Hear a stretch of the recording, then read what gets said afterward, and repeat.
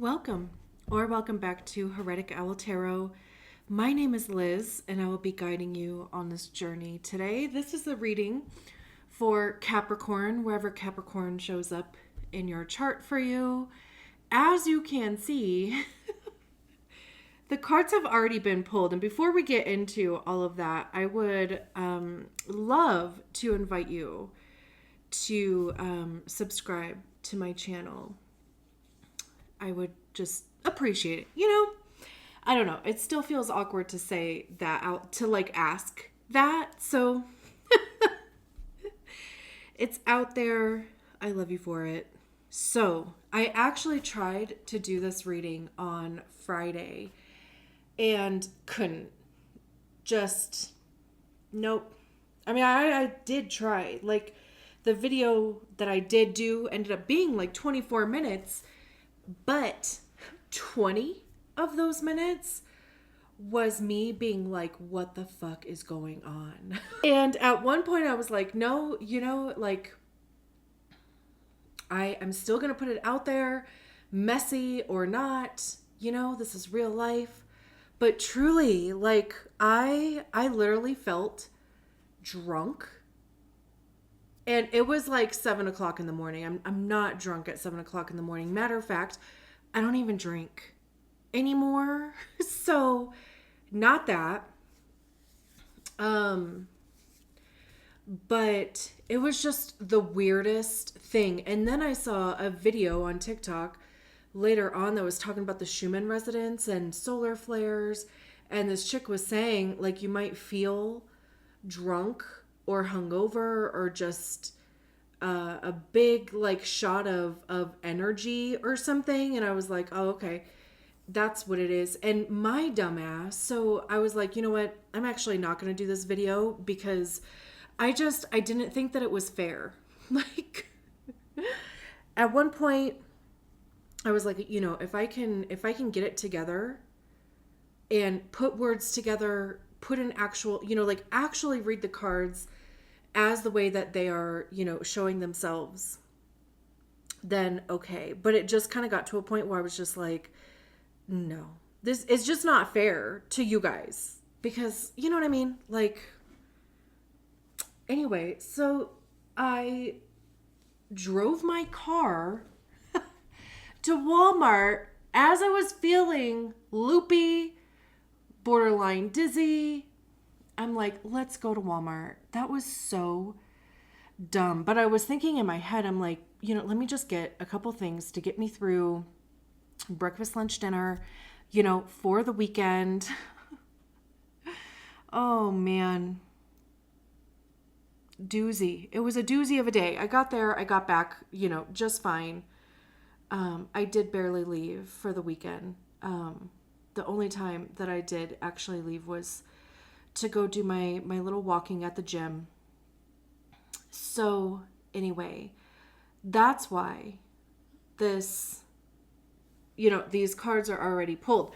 I also just kind of sat with it for a second and was like, should I re-pull the cards? And no, I don't think that's what was needed. So anyway, I'm excited to get into this message. Free of whatever energy that was. And, of course on Aquarius full moon, no biggie. I actually feel a bit of a pressure headache today, but I am blaming that on the moon. I'm a Cancer rising. So I don't know.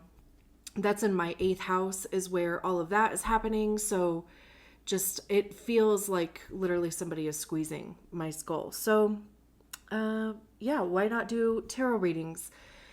So the oracle card that came out for you is number 18. And it says, you are both open-minded and open-hearted, and your ambition is to leave this world better than you found it. Ensure that your goals are aligned with the collective need and with the highest good of all. I am kind-hearted. I love that. And I also just feel like that it just kind of encompasses this whole reading. A few observations in the beginning here. We have 3 tens on the table. The Wheel of Fortune is a 10. We have the 10 of Swords, the 10 of Cups. I didn't even introduce the cards to you, actually. So we start with the 7 of Cups. Underneath that is the 3 of Cups, the Wheel of Fortune, Queen of Cups, the Moon, and 10 of Swords. And then, like I said, the 10 of Cups at the bottom of the deck with the 6 of Wands behind it, 2 of Pentacles. So, like I said, we have 3 10s on the table. 10s are about completion, but also like collective completion. It could involve other people. Also, when I did pull this message, the moon was in Capricorn. So I don't know. I do feel like that's of some significance, seeing as I'm doing the Capricorn reading. At the time I was, shuffling cards for the Capricorn reading, and the moon card comes out. Not to mention too, there's a full moon today also. So full moons are about, releasing. What do you want to make space for? Although I know I've heard from a lot of different astrologers. I certainly don't consider myself to be an astrologer, but I do consume a lot of astrology content. And apparently this full moon today is a bit of a whopper. Like this last week and this week, apparently, just have a vibe. So buckle up. So we start with the 7 of Cups. It's also interesting how much like Cups energy we have out here, which is water, which is, being in your feels, being in your emotions. I just saw this video like literally yesterday that was talking about the Capricorn Cancer axis, and also talking about how Capricorn is more emotional than people like give them credit for. So anyway, it is interesting how, the cards that are out here are very emotion focused, heart, like how are you feeling about things? How are things making you feel? Also even just other people involved in that. So the 7 of Cups, there's a couple different things with the 7 of Cups. It is kind of that like Marie Kondo effect of there are literally 7 cups here. There is something different in each one of those cups. And then we have this person here that's like, just kind of like, holy crap. This is a lot to consider, and because again, there is something different in each one of those cups. So where the Marie Kondo effect comes in is determining or even prioritizing things based on how you feel about them. It really is like tuning into your intuition, really tuning into your body versus your mind, because our mind can talk us into anything or even talk us out of anything, right? But the body and our intuition is more of our North Star or divine, guidance.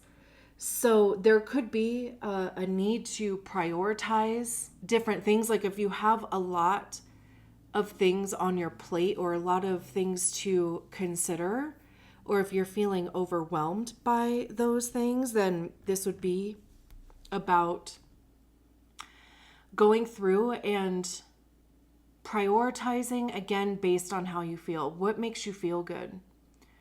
What are the things that bring you joy? What are the things that make you happy, make you feel good?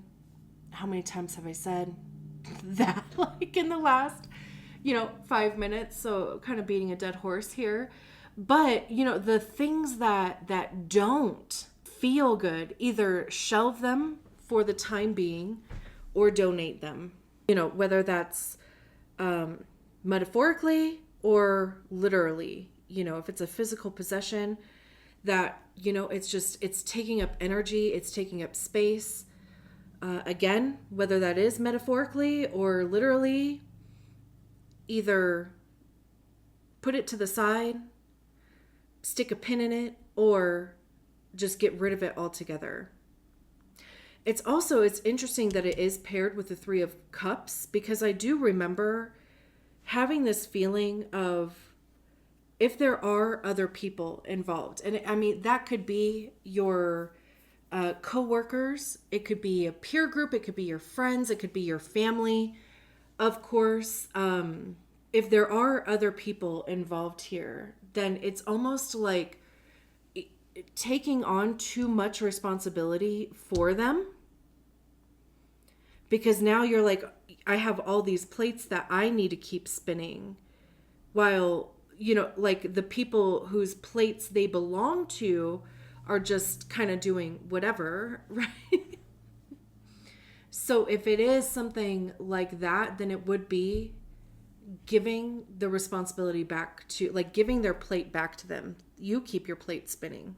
I need to focus on my plates. And also too, even doing that, it frees up your energy to how am I trying to say this? It's like not that you want to take all this stuff off of your plate just to fill it back up, but I did get this feeling about giving energy back to whoever it belongs to, so that you can focus your energy, your attention on things that do really matter to you. And even interestingly enough, we go from the 7 to the 3. So it could even be weeding out things, which again, like I said, if it doesn't make you feel good, either stick a pin in it or donate it.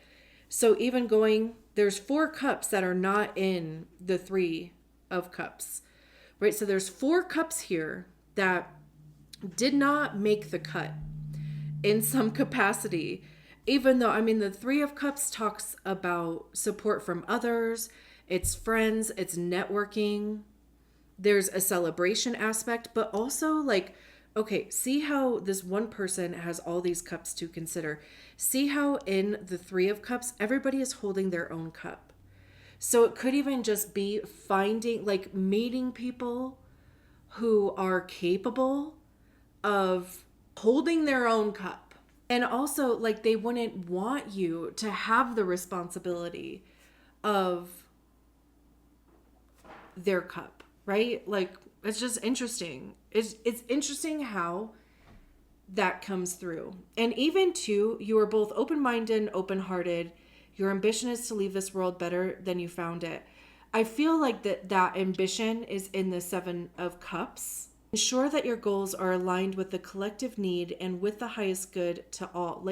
I do feel your intention is good. And maybe too, you do have the capacity to do all of this, but also it is taking away other people's growth and their expansion and their, it could even just be throwing you out of alignment if you are considering, what is in alignment with me?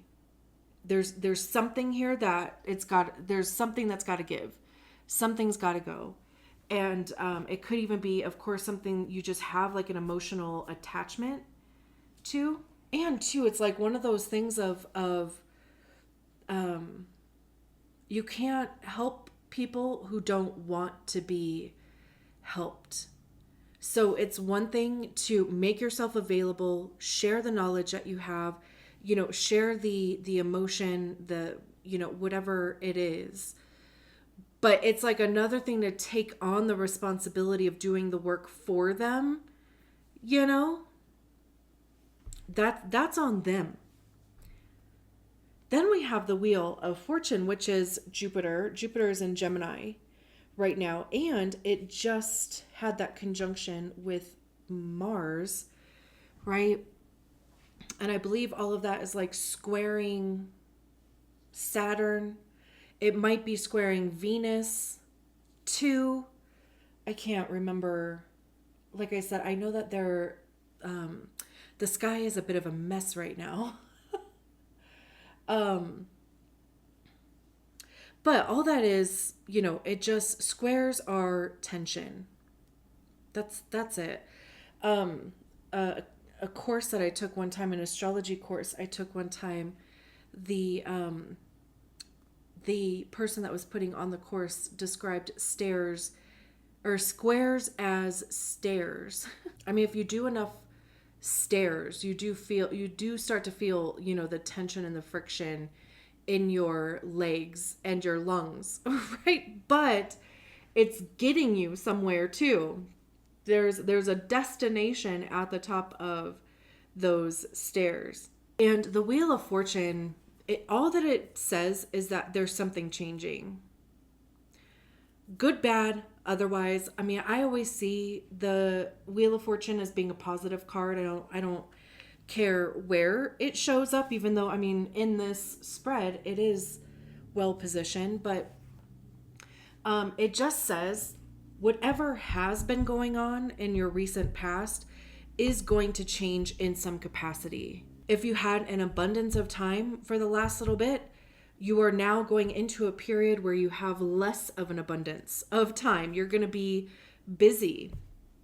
If you have been busy lately and feel like you just don't have time, well, there's coming a period where you are going to feel like you have more time. The Wheel of Fortune is also about luck too, is in there. Even, these symbols, and with it coming next to the Seven of Cups, there could be all of these different things that, again, you are considering. And it could even just be deciding what it is that you do want to focus on. And I love too that it's paired with the Queen of Cups. The queens to me are when we embody the energy of the suit ourselves. We recognize it within ourselves. We give that energy to ourselves. And then we learn to master that energy too. So Queen of Cups, cups again, having to do with our emotions, our intuition, heart chakra. There's a huge dose of healing. Also, the emotional body. It could also even be emotional maturity, compassion, compassion. I also kind of feel like in this Queen of Cups, it looks like this is actually 2 cups, although this one on the top doesn't have like a base, so I don't think it is like an actual cup, but it's like I don't even know the right word to like call that thing that would like hold liquid that has a lid on it. Like I feel like there's a name for it and I'm just not going to think of it. But again, we see on the Seven of Cups, the focus is on all of these cups. Even look at they're like holding their hands out like, holy shit. The Three of Cups, everybody is holding their own cup. The Wheel of Fortune, because of that, right? It's like because you gave energy back to wherever or whoever it belongs to, now you can like focus on yourself, focus on your own healing, focus on, your own cup here and what you even want it to be. Also, too, though, I mean, queens are still looked at as leaders. Of course, like the King of Cups would be the highest expression of the suit, right? Like they're the person that I just keep kind of hearing like leading by example here with the Queen of Cups. But it's like you have to pour that energy back into yourself in order to even lead by that example. To be an example, it's like you have to focus your energy and your attention and your, emotional capacity, availability, whatever, on yourself to be that example. And then we have the Moon card paired with the Ten of Swords. I know in the book, the moon is dramatic. I mean, I never really see the moon as being that dramatic. Like, the moon rules over Cancer. So that's, your sister sign. Like I said, when I pulled this reading, the moon was in Capricorn. So maybe even just the last, couple days, that maybe there have just been some subconscious things that have been coming up for you, because the moon card does talk about your subconscious mind, illusions. It's also even putting light onto darkness, because it's the illuminary that we have at night, right? So it could even talk about, of course, moon phases. I mean, there's so many different things. The book says the moon has a dark and deep energy that is a powerful reversed version of the sun. The eerie yet magical beams subtly edge their way through the dark of night as they light your path. But there are fears and doubts inside of you that are holding you in place. Although deception and illusions are present with the moon, you must hold fast and remember that you are in control. You may be afraid of what's coming next, but don't let that uncertainty take over your life. Take this card as a call to look your fears in the face. Get to know them, conquer them even. If you are feeling anxious or weary about a situation, don't make any sudden moves.